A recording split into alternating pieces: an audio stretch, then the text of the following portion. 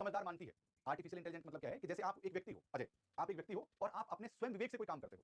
जैसे मैं आपसे कहूं कि यार अजय एक काम करना, कल ना मुझे कुछ मटेरियल चाहिए, मुझे क्लास में पढ़ाना है, ऐसे करना है कि यार तुम फलाने टॉपिक का मुझे मटेरियल भेज देना।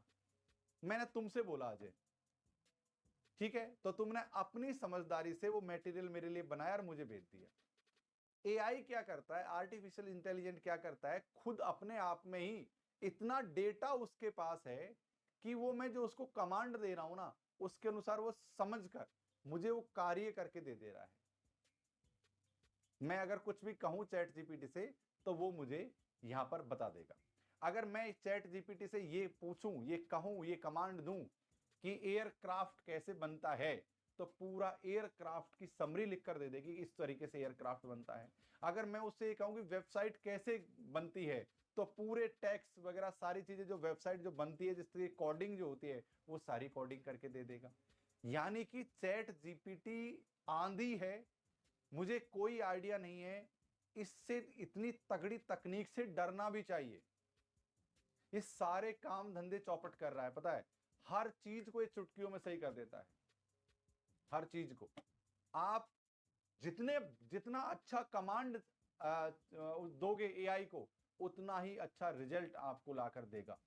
आप जितना बेहतर कमांड दोगे, आपको उतना ही बेहतर कमांड का रिजल्ट मिलेगा। एक प्रकार का बहुत तगड़ा रिवॉल्यूशन है, क्रांति है।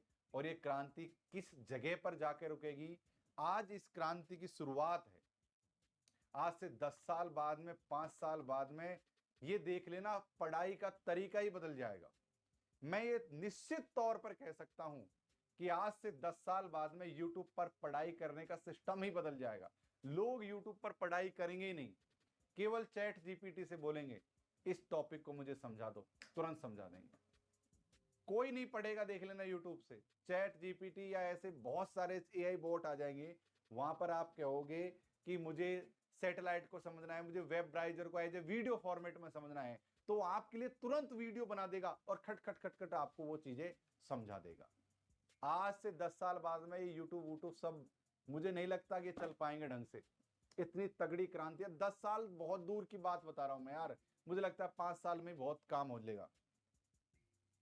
इतनी खतरनाक चीज है, पता है, बहुत ज्यादा तकनीक से भी कई बार डर लगता है। इतनी ज्यादा तकनीक है, पूछो मत। कुछ भी आप एआई के माध्यम से कुछ भी संभव करवा पा रहे हो, कुछ भी। इसलिए, और वो एकदम रियल, तो तकनीक भी डराती है। इसलिए मैं आप लोगों से कहना चाहता हूं, खासकर हिंदी माध्यम के विद्यार्थियों, अब सुधर जाओ। मजदूरी करने के लिए मजदूरी भी नहीं मिलेगी, क्योंकि मजदूरी भी एआई करने लग जाएगी। जितना जल्दी हो, जितना जल्दी हो, अपना काम धंधा सेट कर लो।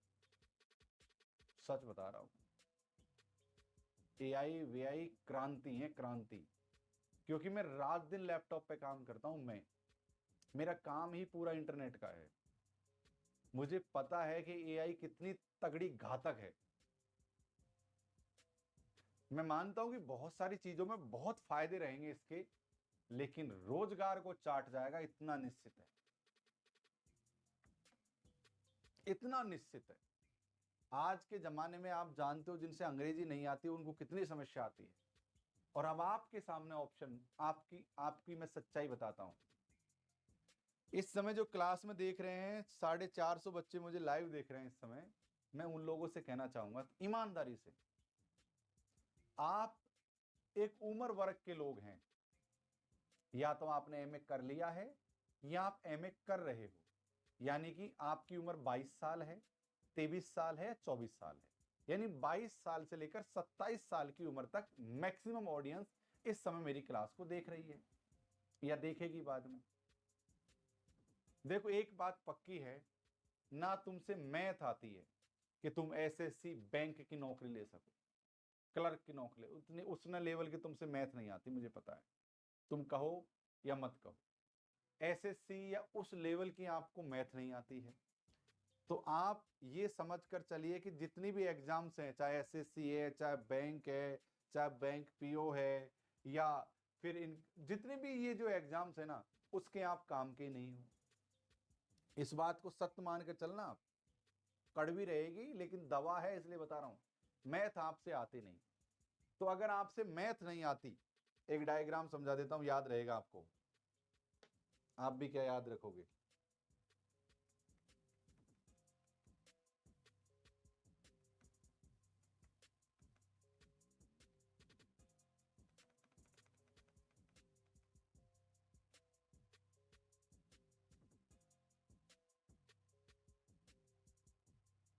यहां समझा देता हूं इसमें।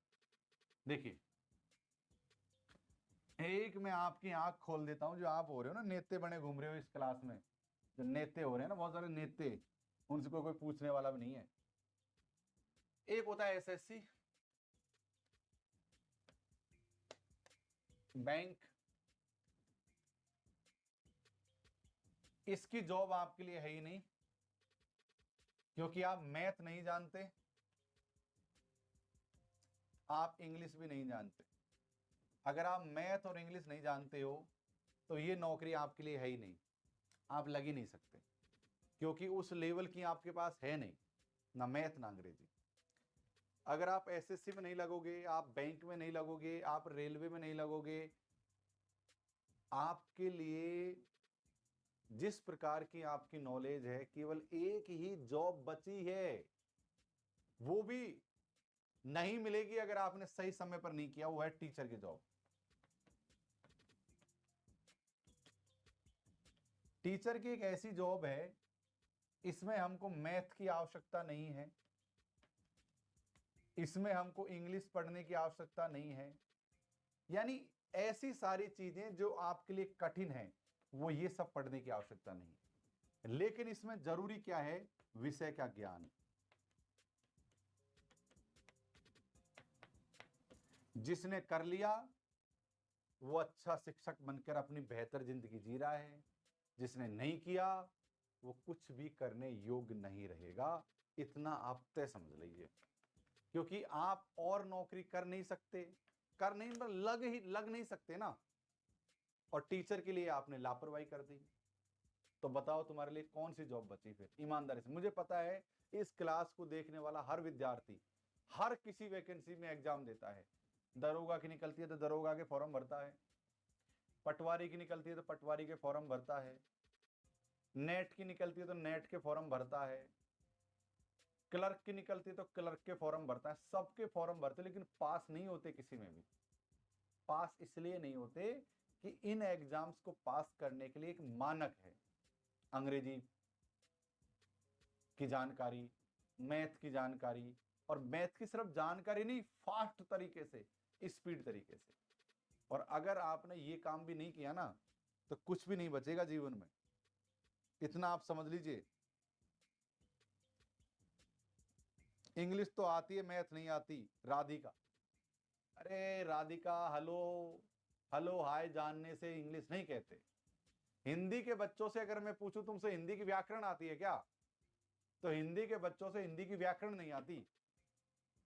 अंग्रेजी लिटरेचर अंग्रेजी नहीं आती, अंग्रेजी की व्याकरण आती है, और उसको पढ़ने के लिए नियम सीखने पड़ते हैं। इसलिए अपने दोस्तों में डींग मत हाँको राधिका।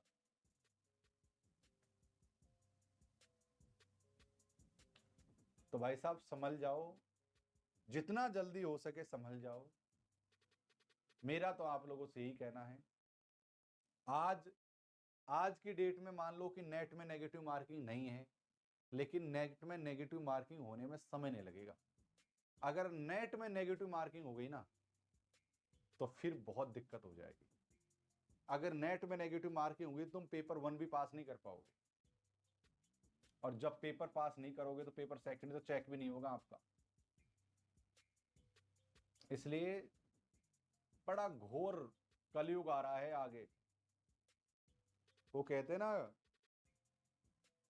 श्री रामचंद्र कह गए सिया से,